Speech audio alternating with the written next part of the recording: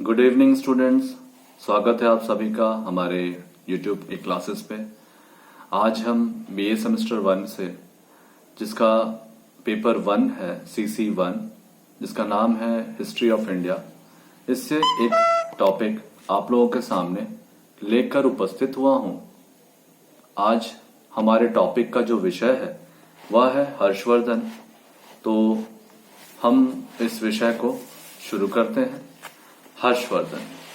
तो हमसे हर्षवर्धन से संभावित प्रश्न हर्षवर्धन की उपलब्धियों को लेकर पूछे जा सकते हैं। तो चलिए बिना समय गवाए हम अपने विषय को प्रारंभ करते हैं।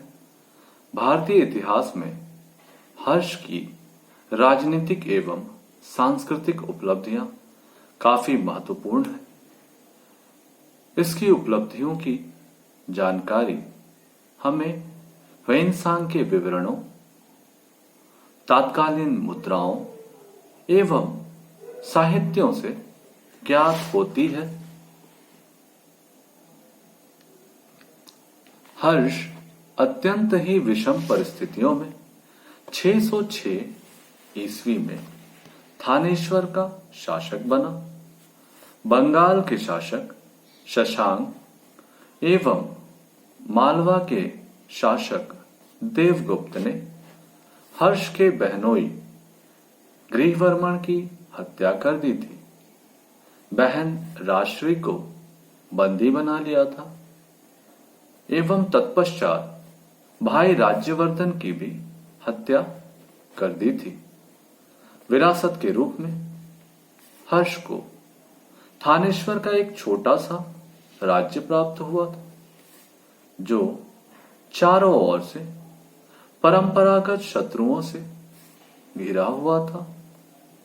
चंद्रगुप्त से ही भारतीय राजनीति में विकेंद्रीकरण की प्रक्रिया प्रबल हो गई थी एवं हर्ष के समय भारत अनेक छोटे छोटे खंडों में विभाजित था।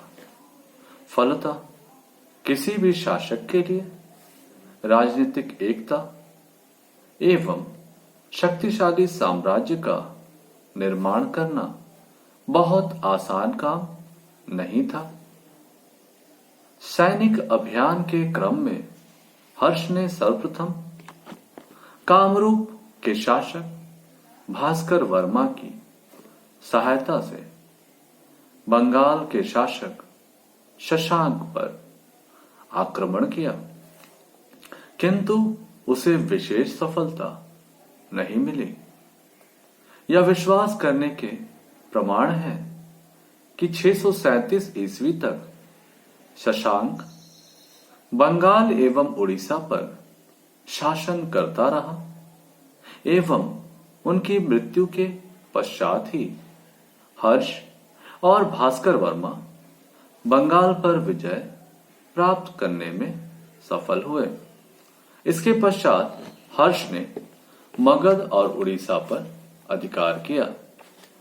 कुछ इतिहासकारों के अनुसार शशांक ने गृहवर्मन की हत्या करके कन्नौज के सिंहासन पर संभवतः देवगुप्त के भाई सूरसेन को आरूढ़ किया था। हर्षवर्धन ने कन्नौज पर विजय प्राप्त की एवं बहन राजश्री की ओर से वहां शासन संचालन करने लगा। अपनी स्थिति सुदृढ़ करके हर्ष ने कन्नौज को अपने साम्राज्य अंतर्गत कर लिया और उसे अपनी राजधानी भी बनाई। पश्चिमी भारत में मालवा, गुर्जर एवं वल्लभी के शासकों के साथ हर्ष का संघर्ष हुआ, किंतु उपलब्ध स्रोतों में सिर्फ वल्लभी के शासक जिनका नाम ध्रुवसेन था, हर्ष के संघर्ष का प्रकाश पड़ता है। हर्ष प्रारंभ में सफल रहे, किंतु जल्द ही गुर्जर तथा अन्य राज्यों की सहायता से वल्लभी ने अपनी शक्तिशाली स्थिति को प्राप्त कर लिया। तत्पश्चात वैवाहिक संबंधों द्वारा ध्रुवसेन ने हर्ष की पुत्री से विवाह करके इस परंपरागत शत्रुता को समाप्त किया। इस प्रकार हर्ष वल्लभी को राज्यांतर्गत करने में असफल रहा। दक्षिण की ओर हर्ष का सैनिक अभियान पूर्णतः असफल रहा एवं मौर्यों तथा गुप्त सम्राटों के समान विंध्य पार साम्राज्य स्थापित करने की उसकी महत्वाकांक्षा भी कभी पूरी नहीं हो सकी। हेनसांग के विवरण एवं दक्षिण भारतीय स्रोतों से स्पष्ट होता है कि चालुक्य नरेश पुलकेशन द्वितीय ने हर्ष को पराजित किया एवं पुलकेशन की मृत्यु के पश्चात भी हर्ष सिर्फ गंजम जिले के कांगोडा नामक स्थान पर ही अधिकार करने में सफल हो पाया था।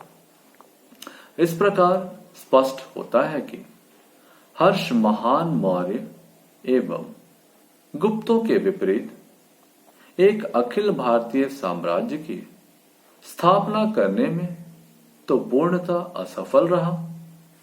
दूसरी ओर वह समस्त उत्तरी भारत को भी एक राजनीतिक छत्रछाया में नहीं ला सका। हर्ष के साम्राज्य में मुख्यतः पूर्वी पंजाब, गंगा यमुना दोआब, बिहार, उड़ीसा और पश्चिम बंगाल ही शामिल थे। एक कूटनीतिज्ञ एवं दूरदर्शी शासक के रूप में हर्ष प्राचीन भारतीय इतिहास में श्रेष्ठ स्थान रखने का अधिकारी है। कामरूप के शासक भास्कर वर्मा के साथ मैत्री स्थापित करना हर्ष की दूरदर्शिता का परिचायक है, क्योंकि भास्कर वर्मा भी शशांक विरोधी था। इसी प्रकार वल्लभी के साथ मैत्री संबंध स्थापित करना हर्ष के लिए फायदेमंद रहा, क्योंकि वल्लभी हर्ष एवं पुलकेशन द्वितीय के साम्राज्यों के बीच पड़ता था। अतः दक्षिण अभियान हेतु यह मैत्री आवश्यक थी। कन्नौज को राज्यांतर्गत करना भी हर्ष की कूटनीतिज्ञता का परिचायक मानी जाती है। हर्ष की शासन व्यवस्था गुप्तों की प्रशासनिक नीति पर ही आधारित थी। इस समय तक शासन व्यवस्था में सामंतवादी प्रवृत्ति का तीव्र विकास हो चुका था। हर्ष ने शासन में सहायता हेतु मंत्रिपरिषद का गठन किया। समस्त साम्राज्य को मुक्ति, विषय एवं गांवों में बांटा, जिसके प्रधान क्रमशः उपरिक, विषयपति एवं ग्रामिक कहलाते थे। भूमि कर पैदावार का 1/6 भाग होता था। हिरण्य, बलि, चुंगी, विक्रय आदि कर राज्य के प्रमुख स्रोत थे, आय के प्रमुख स्रोत माने जाते हैं। इस काल में सामंतवाद के विकास के कारण हर्ष की सेना के लिए अधीनस्थ सामंतों पर निर्भर या आश्रित रहना पड़ता था। हर्ष ने कठोर न्याय व्यवस्था स्थापित की, लेकिन उसके काल में अपराधों में काफी वृद्धि देखी जाती है। हर्ष व्यक्तिगत रूप से बौद्ध धर्म के महायान शाखा का समर्थक बताया गया है। इसके प्रचार के लिए उसने कनिष्क, मेनांडर के समान ही ख्याति पाई। फिर भी हर्ष की धार्मिक सहिष्णुता की नीति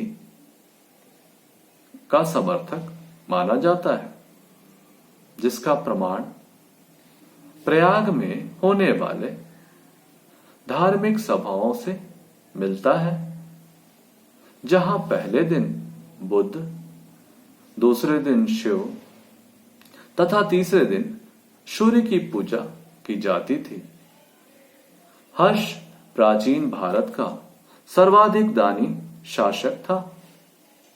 लोक कल्याणकारी कार्यों में उसने अशोक के समान ही प्रतिष्ठा प्राप्त की थी। उसने यात्रियों की सुविधाएं हेतु सड़क, विश्राम गृह, पानी का प्रबंध, वृक्षारोपण आदि अनेक कल्याणकारी कार्य करवाए। साहित्य के क्षेत्र में हर्ष ने नागानंद, प्रियदर्शिका एवं रत्नावली जैसे उत्कृष्ट संस्कृत नाटकों की रचना की। वानभट्ट हर्ष के राजकवि थे, जिन्होंने कादंबरी और हर्षचरित्र की रचना की थी। जयसेन, मयूर, दिवाकर को भी हर्ष का राजकीय संरक्षण प्राप्त था। ये सभी बड़े उच्च कोटि के विद्वान थे। हर्ष के समय नालंदा विश्वविद्यालय बौद्धों की शिक्षा का एक महत्वपूर्ण केंद्र था। इस प्रकार से हम हर्ष की राजनीतिक एवं उसकी सांस्कृतिक उपलब्धियों को देखते हैं।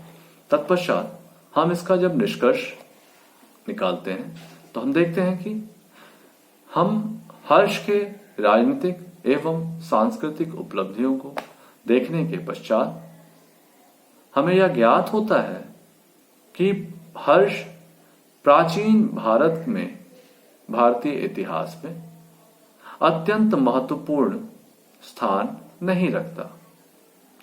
फिर भी हर्ष गुप्त काल एवं राजपूत काल के बाद मध्य उत्तर भारत का सर्वाधिक शक्तिशाली शासक माना जा सकता है। इसमें कोई संदेह नहीं है। पाटलिपुत्र के समान हर्ष ने कन्नौज को तात्कालीन राजनीतिक राजधानी अथवा अपनी राजनीतिक गतिविधियों का केंद्र बनाया। हर्ष के काल की राजनीतिक एवं सांस्कृतिक उपलब्धियां काफी महत्वपूर्ण मानी जा सकती है।